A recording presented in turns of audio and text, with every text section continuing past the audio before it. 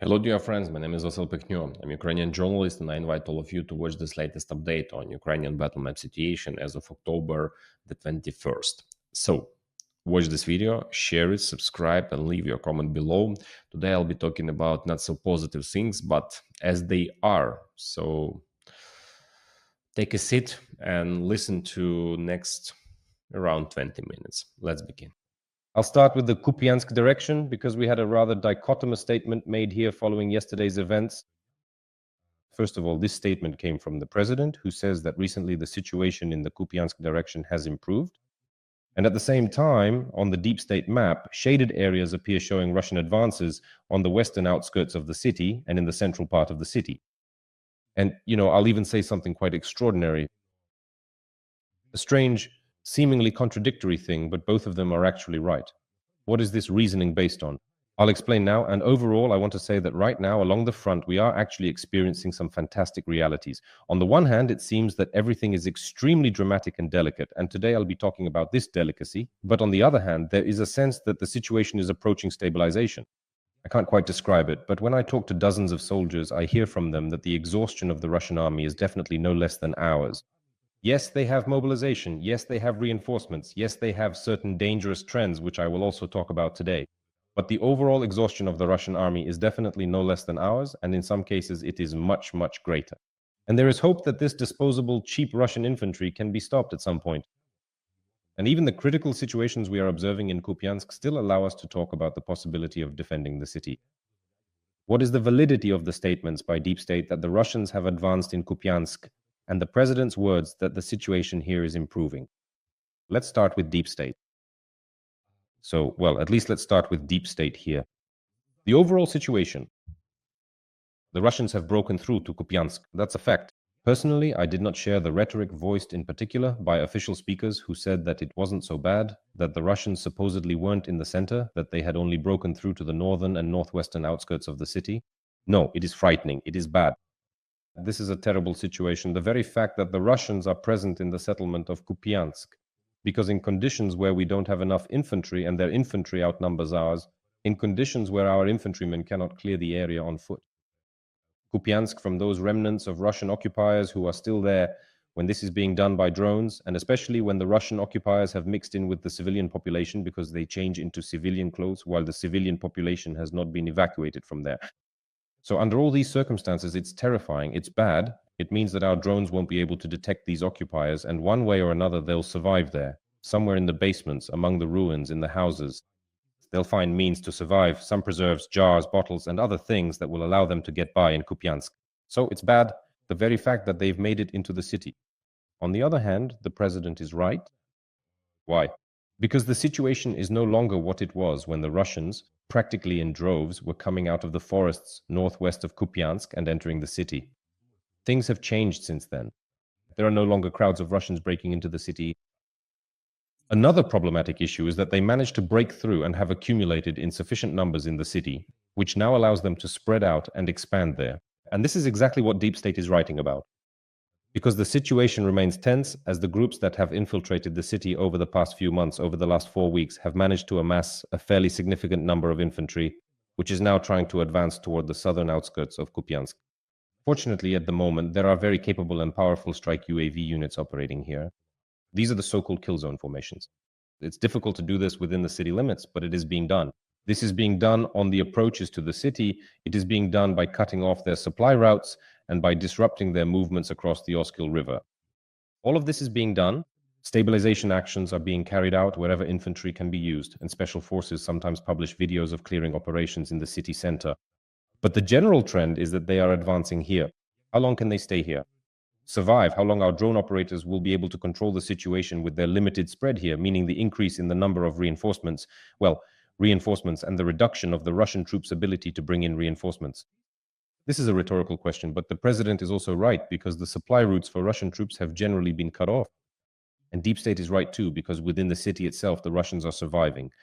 Right now, nothing, or rather, not that nothing is stopping it, but overall it is quite likely, and the Russian occupiers are actually very wary of this, that all these pincers could be cut off by the Ukrainian forces, leaving the Russian occupiers in complete encirclement already within the captured territory, that is, the occupied districts of Kupiansk. Therefore, the situation is quite changeable. It could be resolved, and it will be resolved in the coming weeks, what the further situation will be. Kupiansk now somewhat resembles Dobropilya, because even the same ears have eventually formed here for the Russian occupiers. At the same time, by the way, analysts from Deep State note that the situation on the left bank of the Kupiansk region is quite stable. That is, here the Russians are steadily advancing in the area of the settlement of Stepova and Novoselivka. Just yesterday, their groups even ran into, the day before yesterday it was in Pishchane, and they raised their flags here. But this is such stable activity within the gray zones, where a lot of strange and remarkable things are happening on the front line, which makes it impossible to state with certainty that the Russians have established control over Pishchane. But undoubtedly, and of course, the stability and resilience of our troops on the left bank of Kupiansk will depend on whether the city of Kupiansk itself is preserved. Whether it is preserved will also determine whether this bridgehead is preserved. The fate of this entire section will be decided in the coming weeks. Then Pokrovsk. Pokrovsk is the second area where there is also a lousy story about Russians getting directly to the borders of the settlement of Pokrovsk itself. This is bad. This is just as bad as it is in Kupiansk. It's good that they can somehow stabilize things now, and at least our paratroopers are trying to do that, who obviously there is a larger number of infantry in this settlement, because what's the other problem with Kupiansk? If infantry clearing operations are needed, that means reserves have to be drawn from somewhere. These reserves now have to be deployed in Pokrovsk, which is obviously the main point of the enemy's attack. These reserves could very well now be used in southern Pokrovsk, at the junction of Donetsk, Dnipropetrovsk, and Zaporizhzhia regions, because the situations developing there are not very pleasant, which I will discuss further. But in Pokrovsk itself, our airborne assault troops still possess reserves and resources, carrying out both clearing operations and driving the enemy out of the areas they have entered. In particular, yesterday there was information about the presence of enemy forces in the central part of the city near the Pokrovsk railway station. Now, as you can see, drones are being used to destroy them, and this was reported yesterday by the soldiers of the 7th Air Assault Corps. This is a shortened version of the video made entirely safe for YouTube, because I am not allowed to show strikes on the infantry themselves here, since YouTube's censorship simply won't allow it. They eliminated a Russian sabotage and reconnaissance group. According to our air assault troops, in the last 2 days, they have destroyed 14 Russians who managed to get into Pokrovsk. Is this number of Russians who made it into Pokrovsk, those who broke through, limited to just 14? I'm not sure. I think this number could be higher, but overall, there is a clear trend of effectively eliminating enemy sabotage and reconnaissance groups right in the area. And that's a good sign. Now let's move on to much worse circumstances that are arising for us, for example, in 3 areas at the junction of the Donetsk, Dnipropetrovsk, and Zaporizhzhia regions. It should be divided. The first area is Dakhna, Filia, and Ivanivka at the junction of Donetsk and Dnipropetrovsk regions. The so-called Novopavlivka direction is the second area, right here, again between Donetsk and Dnipropetrovsk regions, in the direction of the settlement of Pokrovska in Dnipropetrovsk region. And the third area is here, which is essentially intended to enable the enemy's advance toward Hulyaipole. Let's analyze each of them in turn. First, Dakhnefilia and Ivanivka. First of all, you can see the advances that Deep State is mapping in the Dakhny area, showing that the Russians are already trying to encircle Dakhny from the north with a pincer movement. On the southern outskirts of the village, which is now completely in the gray zone, there is a river, while to the north, the Russians are attempting a pincer movement. Next is Filia, which is also completely in the gray zone. On the western outskirts of Filia, in the forested area, the enemy has been amassing a large number of troops for quite some time, and apparently still is. The overall situation in Filia is deteriorating, especially considering that recently an additional 5 units from various brigades and divisions, 1 division and 4 brigades, have been deployed to this particular section of the front with the aim of expanding the offensive in this area. And thirdly, Ivanivka, I talked about it last week, about how the Russians quite evidently managed to cross the Vovcha River here and establish themselves, so to speak, on its banks in the settlement of Ivanivka. Ivanivka is part of the so-called new Donbas defensive line, and it's clear that any breach in this line at any point undermines the overall stability and capabilities of this defense. The same thing is happening in Iskra as in Ivanivka. The occupiers, sometimes with sabotage groups, are advancing almost as far as Havrylivka, near Havrylivka. Accordingly, the general trend here is clear. It's basically a huge, vast gray zone in these areas, a massive, massive no man's land where we don't have enough troops and where the Russians are roaming around. But these movements are happening without them establishing a foothold, so our pilots are able to drive them out. However, for now, the number of troops and the concentration here has increased. And obviously, if more infantry manage to break through, sooner or later, they will be able to establish themselves. Dangerous trend number 1. Dangerous trend number 2. This one concerns Pokrovska. Yesterday, I already talked about this and showed a video of how the Russians are disrupting logistical connections in Pokrovsk, Oleksandrivka, and Kolomytsi. There's another settlement here, Dobropasove. The Vovcha River flows through all of them, and here the Russians are striking. I even prepared a special map that shows how and where the Vovcha River flows. Recently, the Russians have been striking the crossings in Kolomytsi, which is 12 kilometers from the front, in Dobropasove, which is 15 kilometers away, and in Pokrovsk and Oleksandrivka, which are 22 kilometers from the line of contact. These strikes target logistics, and they are carried out not only by drones, but also by KBs, which are now clearly becoming a more systematic weapon used by the enemy. Just yesterday, such modified versions of KBs, or as the Russians call them, Hrim 1 and Hrim 2, reached as far as the Poltava region. This is the first time since the start of the full-scale war that cabs have reached the Poltava region. This is a very dangerous trend. Last week, something similar to a cab reached the Mykolaiv region. Here is what these modernized cabs look like. These are bombs, Russian bombs, equipped with the UMPK, the Universal Planning and Correction Module, which, according to our main intelligence directorate, is becoming quite a systematic and dangerous problem for us. Yesterday, a representative of the main intelligence directorate, Vadim Skibitsky, reported that the Russians have now started using these drones systematically. Throughout September and October, they upgraded them, and now they have indeed moved to a more systematic use. There is data indicating their range is from 100 to 200 kilometers. Currently, the greatest recorded range is 193 kilometers, and their operational combat range, to repeat, is between 100 and 200 kilometers. In addition, these drones are quite resistant to electronic warfare, according to Skibitsky. Well, what can I say? That's the situation. The first such strikes were on Dnipro, and now they are targeting other cities as well. And this concerns both the frontline territories and those areas at the front where they are delivering more precise strikes with the cabs. How did they become so much longer ranged?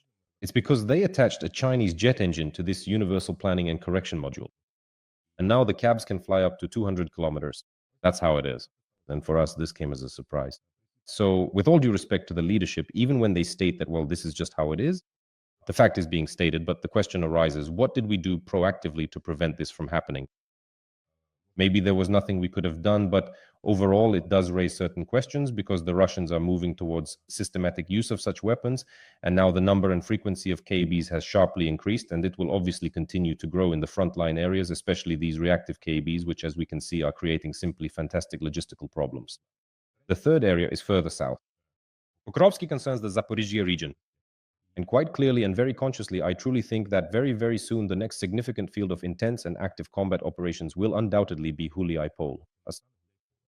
Because the Russians are advancing in the area of Uspenivka, in the area of Poltavka, in the area of Malinivka, advancing from different flanks to the north of Hulyaipole, moving toward the settlements of Rivnopilia and Zeleny High. There is a logic to these advances. I drew a special topographic map, created it, and published it on my Telegram channel, by the way, which you, my friends, can subscribe to at @Pekhno_news. There is a link to my Telegram community in the description of this video. Either it's in the description or in the Telegram feed, it's written exactly as you see it, at @Pekhno_news. So here is this topographic image. Let's take a look at it. What do we see here? No, that truly won't quite work. Actually, let me carefully put it on full screen.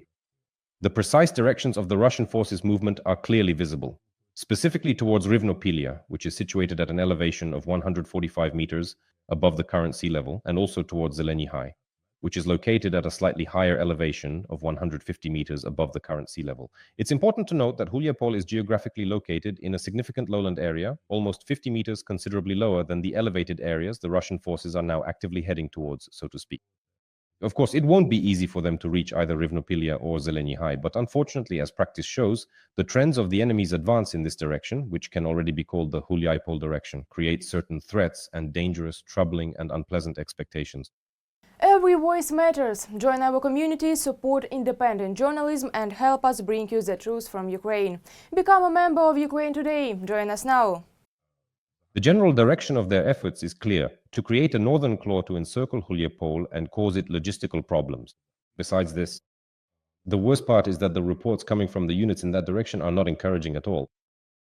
There is a Telegram channel called Voice of Khortytsia, which recently described that there are quite serious organizational problems in the 20th Army Corps, which is responsible for the defense in this direction. I won't be spreading these insider details here right now. Anyone who wants to can read them for themselves. But I will say this: This anonymous Telegram channel has usually provided fairly accurate information, certain data about the situation at the front, even though it is anonymous. I am aware that one of the territorial defense brigades is in a very difficult situation in this area. Again, I can't go into details, but to put it mildly, the brigade leadership needs to treat the personnel better. That's all I can say, and as a result of such problems, in particular, we are reaping the consequences here as well. And finally, to wrap up today's review, as I mentioned, it won't be the most pleasant, obviously, in terms of coverage. This final point concerns the fact that right now, in the Orikhiv direction, the enemy has started to gradually test our defenses. For now, these actions are not too active. In other words, they don't have enough resources for a larger scale offensive, and Deep State also reports this. As for which directions they're probing, it's along the line starting from Chevaki, continuing through Mali Chevaki and Nestoryanka, and then moving towards Novopokrovka. The work continues from Pokrovka to Novoprokopivka, then to Nova Pokrovka, and here as well. And it all ends at Malatokmachka, which, by the way, is technically under our control, but the enemy is already trying to break through there too, according to Deep State. However, they haven't managed to secure a foothold, and their chances of doing so are currently slim. Recently, they managed to land a small assault force in Malatokmachka, but this force was eliminated by our defense forces. In recent weeks, activity near Malatokmachka has remained steady.